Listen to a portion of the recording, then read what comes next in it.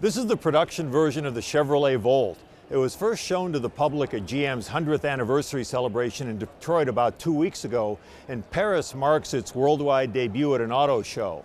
It looks a little bit different than the concept that was shown at Detroit a year and a half ago.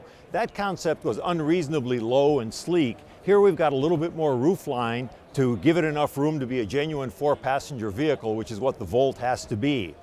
The other key consideration here was aerodynamics.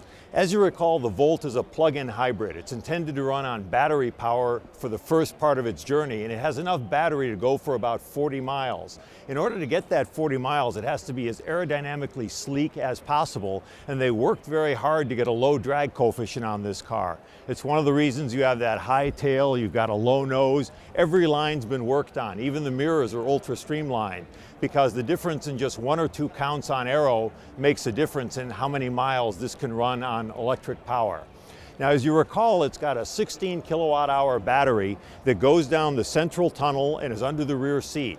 And it has a big electric motor driving the front wheels, and the idea is that on a full charge of that battery, which you get by plugging it in, it will go about 40 miles. Now, if you want to go a little further than that, then there's a 1.4 liter gasoline engine that fires up. It runs a generator, and that will recharge the battery, and in that mode it runs like a hybrid, getting 40 to 50 miles per gallon and ending up with a range of 400 miles or so. So it's a useful car in which you can cover long distance, but for most people that 40-mile electric range will cover either both ways of their commute or at least one way, and it can be plugged in at work.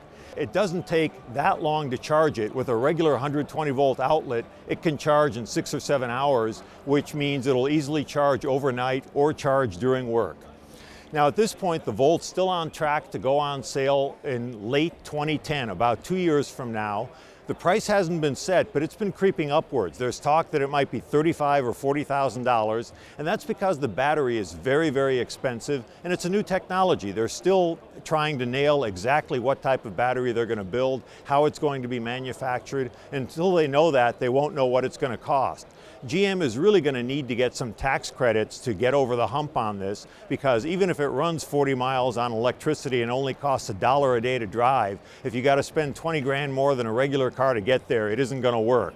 So that's going to be very dependent on how successful this car is. But I do think they're going to bring it to market in 2010. They've made the promise, they know they have to do it, and we're going to see at least a few hundred or a couple thousand of these cars on sale in 2010 with larger production to come afterwards.